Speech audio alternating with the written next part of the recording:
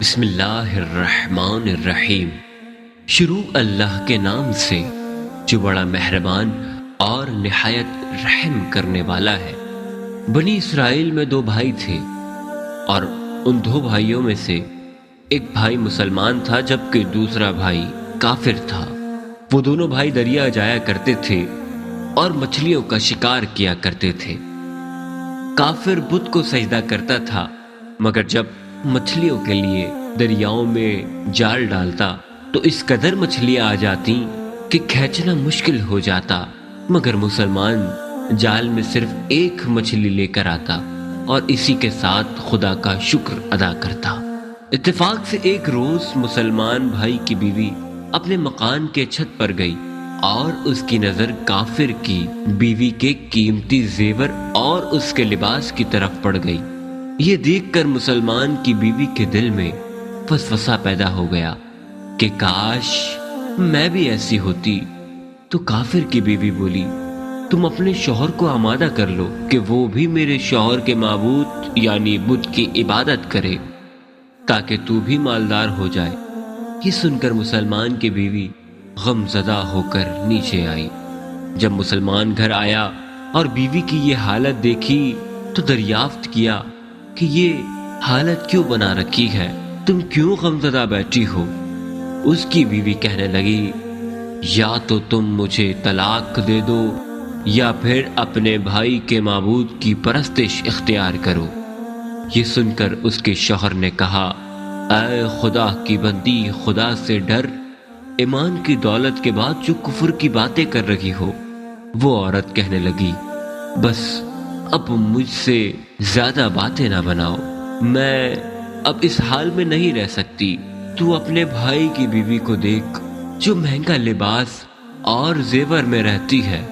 جب مسلمان نے دیکھا کہ عورت ضد پر اتر آئی ہے اور اس کا اصرار حد سے زیادہ بڑھ چکا ہے تو اس نے عورت کو تسلی دی اور کہا، اچھا گھبرانے کی بات نہیں، میں کل سے کاریگروں اور مزدوروں میں جا کر محنت کر کے تجھے روزانہ 2 درہم دیتا رہوں گا، اس 2 درہم سے تو اپنی حالت کو بہتر کر لینا۔ یہ سن کر عورت کو کچھ تسلی ہوئی۔ صبح سویرے یہ شخص مزدوری کے تلاش میں نکلا، لیکن کسی نے اس کی بات نہ مانی اور پھرتا رہا پورا دن، لیکن کسی نے اس کی مدد نہ کی۔ بالآخر مایوس ہو کر وہ دریا کے کنارے پہنچا اور شام تک اللہ کی عبادت میں مصروف رہا۔ رات کو جب گھر آیا تو بیوی نے دریافت کیا، آج تم کہاں تھے؟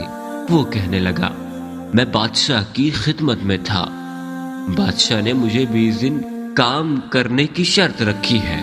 اس کی بیوی نے کہا، آخر وہ بادشاہ تمہیں کیا دے گا؟ تو اس نے کہا، میرا بادشاہ بہت بڑا کریم ہے، اس کے خزانے میں کبھی کمی نہیں ہوگی، اس کے خزانے مال و دولت سے بھرے ہوئے ہیں، وہ مجھے دے گا جو میں چاہوں گا۔ چنانچہ اسی طرح وہ اپنے معبود برحق کی عبادت میں مصروف رہا۔ تیسری رات ہوئی تو بیوی نے کہا، سنو میاں، اگر کل تم نے مجھے مزدوری لا کر نہیں دی تو تم مجھے طلاق دے دینا۔ یہ سن کر اس کو کسی قدر پریشانی لاحق ہوئی۔ صبح اس نے کسی یہودی سے کہا، کیا تم مجھے مزدوری پر لگا لو گے؟ یہ سن کر یہودی نے کہا، ہاں تمہیں مزدوری مل جائے گی، لیکن شرط یہ ہے کہ میرے پاس تمہارے کھانے پینے کا کوئی بندوبست نہیں ہوگا۔ چنانچہ وہ مرد مومن روزے کی نیت رکھ کے یہودی کے ساتھ کام پر گیا۔ ادھر دوسری طرف ایک آدمی اس کی بیوی کے پاس گیا، دروازہ کھٹکھٹایا۔